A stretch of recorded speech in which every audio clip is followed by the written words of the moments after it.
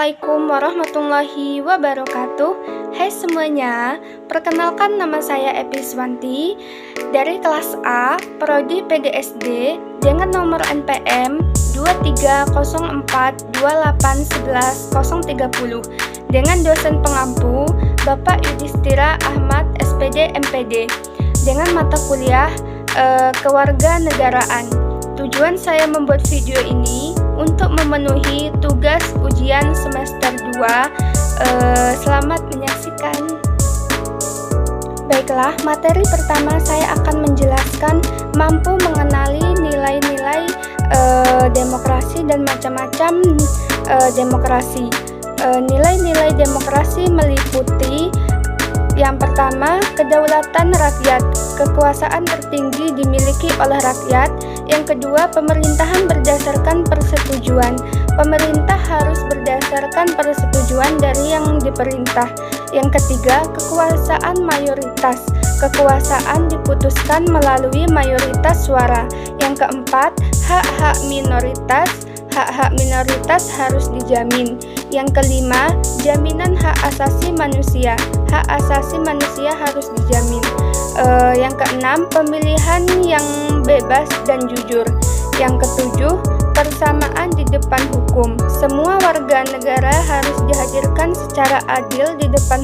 Yang kedelapan, proses hukum yang wajar. Proses hukum harus wajar dan adil. Yang kesembilan, pembatasan pemerintah secara konstitusional. Kekuasaan pemerintah harus dibatasi oleh konstitusi. Yang ke-10, pluralisme sosial, ekonomi, dan politik. Adanya pluralisme dalam berbagai bidang. Yang ke-11, nilai-nilai toleransi, pragmatisme, kerjasama, dan mufakat. Nilai-nilai ini diperlukan dalam berdemokrasi. Adapun macam-macam demokrasi yaitu meliputi yang pertama, demokrasi konstitusional. Demokrasi liberal berfokus pada kebebasan individu dan perlindungan hak asasi manusia. Yang kedua, demokrasi rakyat. Demokrasi proleter berfokus pada kehidupan tanpa kelas sosial dan tanpa kepemilikan pribadi. Yang ketiga, demokrasi langsung. Rakyat langsung memutuskan kebijakan tanpa perwakilan. Yang keempat, demokrasi tidak langsung. Rakyat memiliki perwakilan untuk memutuskan kebijakan. Yang kelima, demokrasi gabungan. Gabungan dari demokrasi formal dan material. Yang keenam, demokrasi formal. Berfokus pada persamaan dalam politik tanpa mengurangi kesenjangan ekonomi. Yang ketujuh, demokrasi material. Berfokus pada menghilangkan kesenjangan ekonomi tanpa memperhatikan persamaan politik. Dan yang kedelapan, demokrasi Pancasila. Berbasis pada nilai-nilai sosial budaya bangsa Indonesia.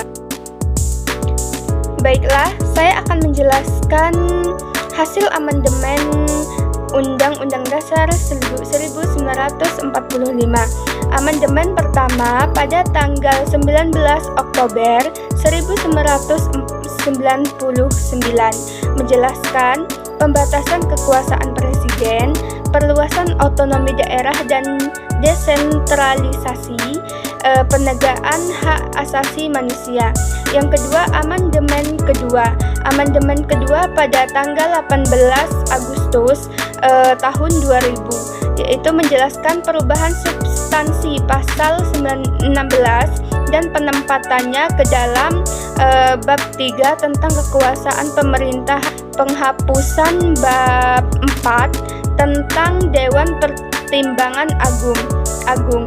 Dan yang ketiga, amandemen ketiga pada tanggal 18 Agustus 2001 menjelaskan perubahan struktur keanggotaan MPR dan menggunakan sistem bikameral dalam pembuatan undang-undang. Yang keempat, amandemen pada tanggal 10 Agustus 2002 menjelaskan penghapusan bab 4 tentang Dewan Pertimbangan Agung perubahan substansial pada pasal 16 dan penempatannya. Baiklah, materi selanjutnya saya akan mampu menjelaskan pengertian wawasan Nusantara dan implementasi wawasan Nusantara. Pengertian wawasan Nusantara adalah cara pandang bangsa Indonesia tentang diri dan lingkungannya dalam eksistensi yang saling berhubungan. Tujuan utamanya adalah membangun kesadaran nasional yang kuat dan rasa persatuan yang tinggi di antara seluruh warga negara Indonesia. Implementasi wawasan Nusantara dapat dilakukan melalui cara berpikir, bersikap, dan berucap yang mencerminkan nilai-nilai religius, kekeluargaan, serta menjaga persatuan sesuai dengan Pancasila. Contoh penerapan wawasan Nusantara: yang pertama, membentuk sikap dan kedisiplinan diri dalam membela tanah air. Yang kedua, meningkatkan rasa persatuan serta solidaritas baik dalam satu daerah yang sama atau daerah yang berbeda. Yang ketiga, membangun sarana serta prasarana bagi kegiatan atau aktivitas pengamanan wilayah Indonesia.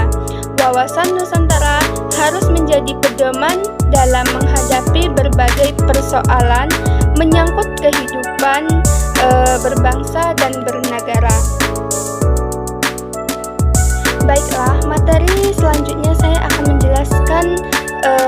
mampu menjelaskan sumber historis, agama, kultur tentang wawasan Nusantara dan urgensi wawasan Nusantara.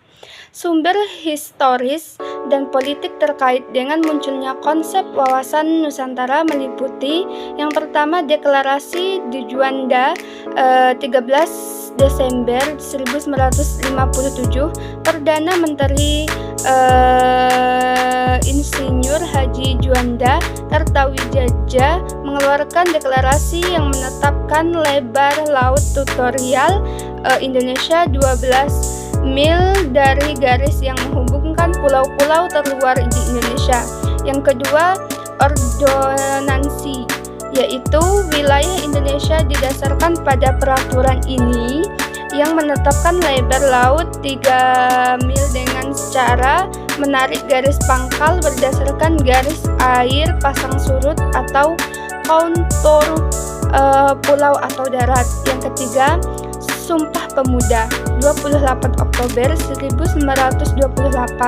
Sumpah Pemuda berisi janji untuk mempertahankan persatuan bangsa dan membangun kesadaran kebangsaan. Yang keempat, Proklamasi Kemerdekaan 17 Agustus 1945. Proklamasi ini menandai kemerdekaan Indonesia dan memperkuat semangat kebangsaan yang telah dirintis sebelumnya. Urgensi wawasan Nusantara. Yang pertama, kesatuan wilayah. Wilayah Nusantara memandang wilayah Indonesia sebagai satu kesatuan wilayah, menghubungkan pulau-pulau dan menghilangkan pemisah antara pulau-pulau dengan laut. Yang kedua, persatuan bangsa. Konsep ini memperluas pandangan kesatuan wilayah menjadi persatuan bangsa, membangun kesadaran kebangsaan dan mempertahankan persatuan bangsa. Yang ketiga, kedaulatan wilayah. Wawasan Nusantara memperkuat kedaulatan negara atas wilayahnya, memastikan keamanan dan keselamatan wilayah. Yang keempat, pengembangan nasional. Konsep ini mempengaruhi pengembangan nasional, membangun semangat kebangsaan, dan mempertahankan persatuan bangsa. Materi selanjutnya mampu menjelaskan pengertian ketahanan nasional dan tantangan pertahanan nasional. Ketahanan nasional adalah kemampuan suatu negara dalam mempertahankan eksistensinya, melindungi dan memperjuangkan kepentingan nasional dari berbagai ancaman baik dari dalam maupun luar negeri. Ketahanan nasional meliputi 3 fungsi. fungsi daya tangkal, fungsi pengarahan, dan fungsi penyatuan pola pikir. Ancaman ketahanan nasional. Ancaman yang pertama yaitu ancaman bahaya alam, pemanasan global, banjir, tsunami, dan lain-lain. Yang kedua, ancaman penyakit, yaitu pandemi, penyebaran penyakit, dan gangguan kesehatan. Yang ketiga yaitu ancaman kemiskinan dan pengangguran, yaitu kemiskinan, pengangguran, dan ketidaksetaraan sosial dan ekonomi. Yang keempat, ancaman narkotika dan zat adiktif, peredaran narkotika dan zat adiktif yang merusak kesehatan masyarakat. Yang kelima, ancaman sosial politik, konflik etnis, agama, ras, dan perbedaan sara. Yang keenam, ancaman faktor militer, konflik militer dan ancaman keamanan nasional. Yang selanjutnya, tantangan pertahanan nasional. Yang pertama yaitu pengembangan konsep ketahanan, membangun konsep ketahanan nasional yang terintegrasi dan holistik. Yang kedua, pengembangan kekuatan nasional, meningkatkan kekuatan nasional melalui pengembangan ideologi, ekonomi, politik, sosial budaya, dan pertahanan dan keamanan. Yang ketiga, pengembangan solidaritas nasional, meningkatkan solidaritas nasional melalui pendekatan multikulturalisme dan kesadaran masyarakat.